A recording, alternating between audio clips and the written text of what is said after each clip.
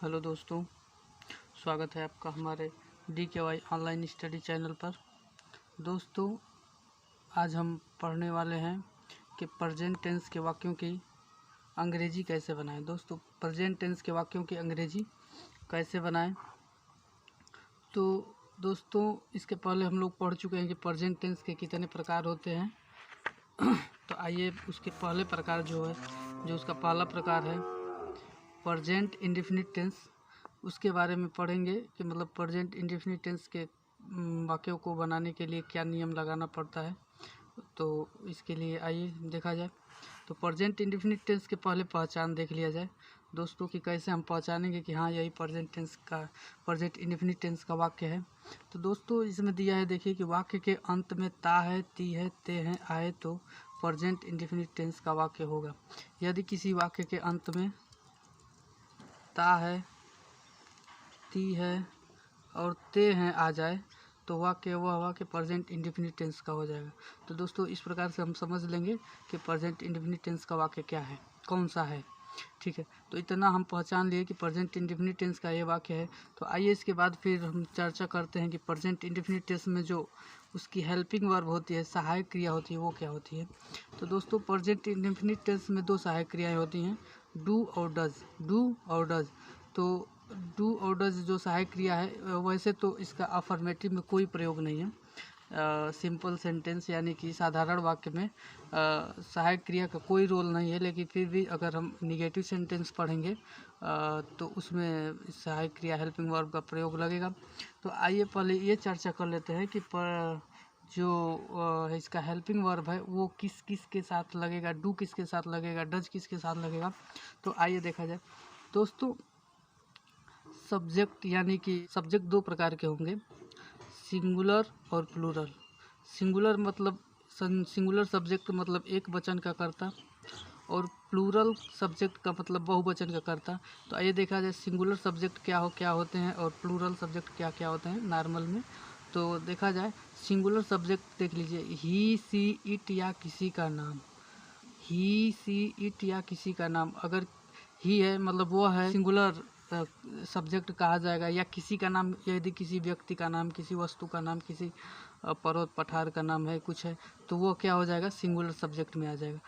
और देख लीजिए प्लूरल सब्जेक्ट, प्लूरल में आ जाता है आई, वी, यू, दे और किसी समूह, कोई समूह है, मान लीजिए आई मैं हो गया, वी हम हो गया, यू तुम आप जो होता है वो हो गया, दे वे हो गया, और समूह यानी कि किसी कहीं बच्चों का समूह, कहीं खिलाड़ियों का समूह, कहीं आर्मी जो है वो नौजवानों का समूह। तो ये जो है इसके साथ इसको हम बोलेंगे प्लूरल सब्जेक्ट। जो सिंगुलर सब्जेक्ट है दोस्तों उस डज का प्रयोग करेंगे, जो सिंगुलर सब्जेक्ट है, लेकिन जो प्लूरल सब्जेक्ट हैं उनके साथ डू का प्रयोग करेंगे। बस यही सीखना है कि अगर सिंगुलर सब्जेक्ट है तो उनके साथ डज का प्रयोग करेंगे, और प्लूरल सब्जेक्ट है तो डू का। जैसे कि मतलब ही आ गया तो उसके साथ डज, सी आ गया तो उसके साथ डज, इट हो गया तो उसके साथ डज, किसी का नाम हो गया उसके साथ डज का प्रयोग करेंगे। लेकिन अगर कहीं वी, आई, यू, दे या कोई समूह आ गया तो उसके साथ डू का प्रयोग करेंगे। तो दोस्तों आइए पहले देखा जाए कि इसका क्या क्या नियम है। चलिए दोस्तों, अफर्मेटिव का नियम पहले देख लिया जाए। जो अफर्मेटिव सेंटेंस है, साधारण वाक्य, साधारण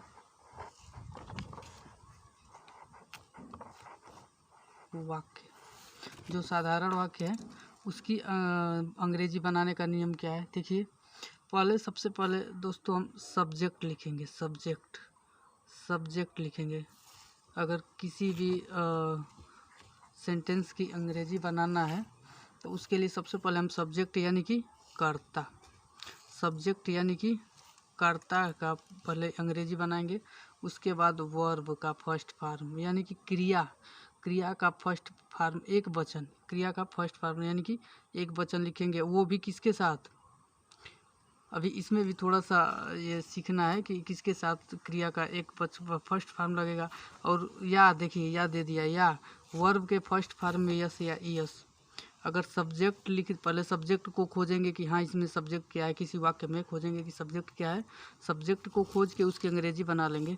उसके बाद फिर वर्ब क्रिया को खोजेंगे, क्रिया जो होगा उसका अंग्रेजी बनाएंगे, उसके फर्स्ट फॉर्म को लिखेंगे और या फर्स्ट फॉर्म को लिखेंगे या फर्स्ट फॉर्म में यस या यस लगा देंगे। तो अभी इसको भी हम लोग देखेंगे कि किसके साथ फर्स्ट फॉर्म लगाएंगे, किसके साथ यस या यस लगाएंगे। उसके बाद फिर ऑब्जेक्ट यानी कि कर्म लिखेंगे, फिर कॉम्प्लीमेंट जो पूरक वाक्य शब्द होते हैं उनको अंग्रेजी बना लेंगे। तो दोस्तों आइए अब देखा जाए नोट में क्या दिया है, देख लीजिए नोट। सिंगुलर सब्जेक्ट एक वचनकर्ता के साथ वर्ब के फर्स्ट फॉर्म में यस या यस लगेगा। मतलब अगर सिंगुलर सब्जेक्ट है, एक वचन का कर्ता है, तो उसके साथ यस या यस लगेगा। लेकिन यदि प्लूरल सब्जेक्ट है, बहुवचन का कर्ता है, तो उसका साथ यस या यस नहीं लगेगा, केवल क्रिया का फर्स्ट फॉर्म, वर्ब का फर्स्ट फॉर्म ही लगेगा। दोस्तों अगर क्रिया का फर्स्ट प्लूरल सब्जेक्ट है, प्लूरल मतलब आई वी दे, हाँ, या कोई समूह है, यू है, तो उसके साथ वर्ब का फर्स्ट फॉर्म केवल लगेगा, उसमें यस या यस नहीं लगेगा। लेकिन अगर वही सब्जेक्ट एक वचन हो, सिंगुलर सब्जेक्ट हो, ही सी इट या किसी का नाम, तो उसके साथ जो वर्ब लगेगा उसका फर्स्ट फॉर्म में क्या लगा देंगे, यस या यस। यही थोड़ा सा समझने का पॉइंट है और कुछ नहीं है इसमें। आइए थोड़ा सा इसका एग्जाम्पल देख लिया जाए। एग्जाम्पल एक बार और नियम देख लिया जाए दोस्तों। आइए सबसे पहले देखिए क्या लिखेंगे, सब्जेक्ट बनाएंगे, जो भी उस वाक्य में सब्जेक्ट होगा उसकी अंग्रेजी बनाएंगे। उसके बाद वर्ब के फर्स्ट फॉर्म, वर्ब का फर्स्ट फॉर्म लेंगे और उसमें अगर प्लूरल वर्ब है, प्लूरल सब्जेक्ट है यानी कि बहुवचन करता है, तो वर्ब का फर्स्ट फॉर्म ही क्यों लिखेंगे। और यदि सिंगुलर सब्जेक्ट है यानी कि एक वचन करता है, तो उसके साथ यस या यस लगा देंगे। उसके बाद फिर ऑब्जेक्ट यानी कि कर्म लिखेंगे, फिर कॉम्प्लीमेंट यानी कि पूरक शब्द जो होंगे लास्ट में बचे कुचे जो शब्द होते हैं उनकी अंग्रेजी बना लेते हैं। तो आइए थोड़ा सा बना के देखा जाए कि क्या नियम सही है।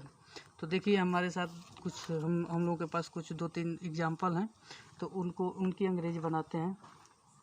देखिए वह स्कूल जाता है, वह स्कूल जाता है। तो पहले हमको ये हम देखना है कि सीखें, ये ऐसा सीखेंगे कि देखा जाए कि पहले वो किस टेंस का वाक्य है। तो देखिए तो लास्ट में आ गया ता है, ता है आ गया, तो यह पहचान होता है प्रेजेंट इंडेफिनिट टेंस का कि ता है अंत में आ गया, तो प्रेजेंट इंडेफिनिट टेंस का हो जाएगा। तो देखिए इसके लिए नियम हम लोग पढ़े हैं कि सबसे पहले सब्जेक्ट यानी कि इसमें सब्जेक्ट काम कौन कर रहा है, वह स्कूल जाता है। स्कूल कौन जाता है, वह जाता है, वह ही, तो इसका स्पेलिंग होता है अंग्रेजी होता है ही, ठीक है।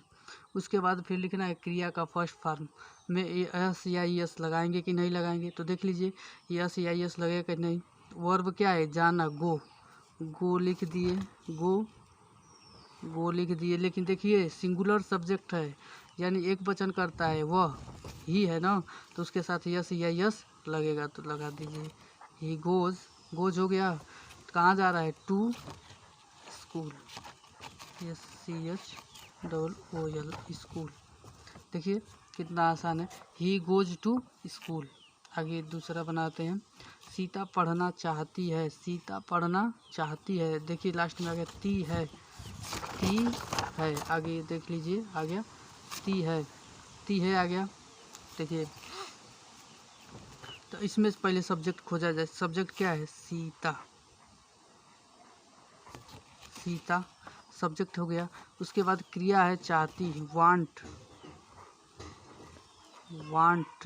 अब देखिए सीता एक वचन है कि बहुवचन, एक वचन है, सिंगुलर सब्जेक्ट है, तो इसके लिए साथ यस या यस लगाएंगे, यस लगा देंगे, यस नहीं लगाएंगे, यस लगाएंगे। सीता वांट्स टू, क्या चाहती है, टू रीड, READ, रीड। देखिए बहुत आसान है। पहले सब्जेक्ट की अंग्रेजी बनाएंगे जो सब्जेक्ट है, उसके बाद क्रिया खोजेंगे, क्रिया है चाहती है। देखिए 2 क्रिया है इसमें, पढ़ना और चाहना, लेकिन लास्ट में जो आया है जिससे हमारा काम हो रहा है चाहती है, उसका अंग्रेजी पहले बनाएंगे, उसके साथ यस यस लगाएंगे। तो वह चाहती है तो वांट में यस लगा देंगे, वांट्स हो गएगा टू रीड। अच्छा देखिए वे क्रिकेट खेलते हैं, ते हैं, देखिए ते हैं, तब ते हैं आ गया, तो ये प्रेजेंट इंडेफिनिट टेंस का वाक्य है, ये है। तो आज ये इसका सब्जेक्ट देख लिया जाए। इसका सब्जेक्ट जो है वे है ना, तो वे का अंग्रेजी क्या हो जाता है? दे।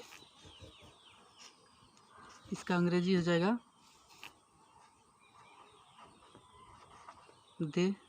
अब वो करीब से देखिए, उसके बाद देखिए खेलते हैं, खेलना, खेलना का क्या होता है? प्ले। प्ले। लेकिन प्ले, अब देखिए इसमें खोजेंगे कि सब्जेक्ट एक वचन है, दे एक वचन है, नहीं एक वचन नहीं, सब्जेक्ट प्लूरल है, प्लूरल है, बहुवचन है। बहुवचन के साथ यस यस नहीं लगाते, तो क्रिया का फर्स्ट फॉर्म छोड़ देंगे। दे प्ले द, क्या खेलते हैं? The cricket.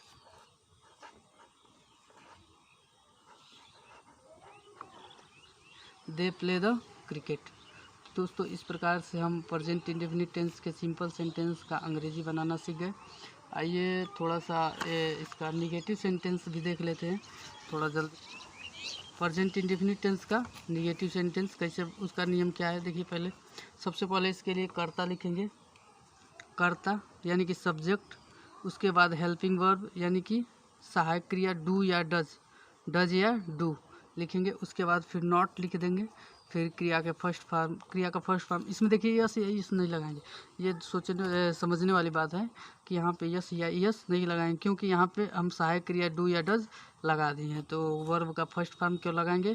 उसके बाद फिर ऑब्जेक्ट यानी कि कर्म, और उसके बाद फिर कॉम्प्लीमेंट यानी कि पूरक शब्द को लिख देंगे। बहुत आसान है। आज ये देख ले, फिर एक बार देख लेते हैं। सब्जेक्ट लिखेंगे पहले, उसके बाद हेल्पिंग वर्ब डू या डज। तो अच्छा समझ चुके हैं कि डू किसके साथ लगेगा, डज किसके साथ लगेगा। डज किसके साथ लगेगा? सिंगुलर, सिंगुलर सब्जेक्ट के साथ। और डू किसके साथ लगेगा? प्लूरल, प्लूरल सब्जेक्ट के साथ। ठीक है, डज लगाएंगे सिंगुलर के साथ, डू लगाएंगे प्लूरल के साथ। ठीक है, आइए फिर से देखा जाए। सब्जेक्ट, उसके बाद verb, helping verb do plural के साथ, डज सिंगुलर के साथ, फिर नॉट लिख देंगे, फिर वर्ब का फर्स्ट फॉर्म यानी कि क्रिया का फर्स्ट फॉर्म लिखेंगे, फिर ऑब्जेक्ट लिख देंगे, फिर कॉम्प्लीमेंट। ठीक है, आइए नोट इसमें भी कुछ बनाए हैं, तो इसको देख लिया जाए। देख लिए, सिंगुलर सब्जेक्ट यानी कि ही सी इट या किसी का नाम है तो उसके साथ डज लिखेंगे। ही सी इट या किसी का नाम है तो उसके साथ डज लिखेंगे। वहीं पे अगर प्लूरल सब्जेक्ट है, आई वी यू दे इत्यादि है, तो उनके साथ डू लगा देंगे। बस यही देखना है। और आ जाइए अब एग्जाम्पल इसका देखते हैं।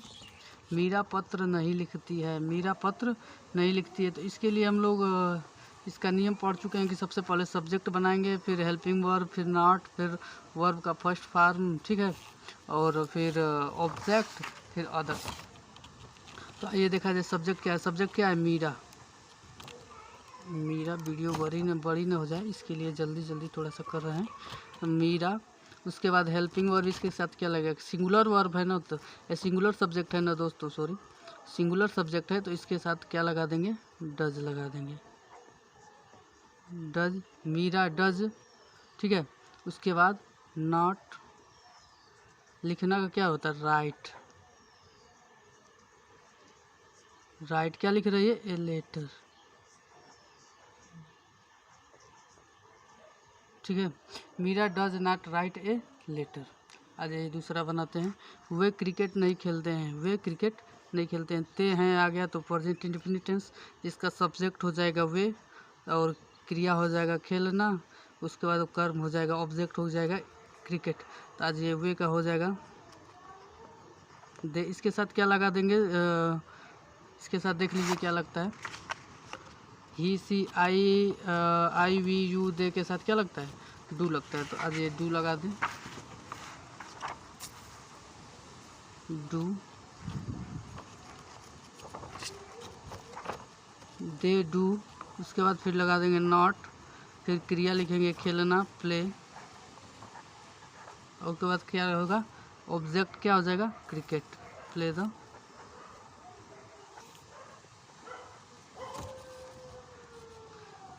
They do not play the cricket. तो दोस्तों इस प्रकार से हम आशा करते हैं कि आपको ये वीडियो बहुत अच्छा लगा होगा और आपको सब कुछ अच्छे से समझ में आया होगा। तो दोस्तों अगर आपको वीडियो अच्छी लगे तो लाइक शेयर सब्सक्राइब अवश्य करें। नमस्कार दोस्तों।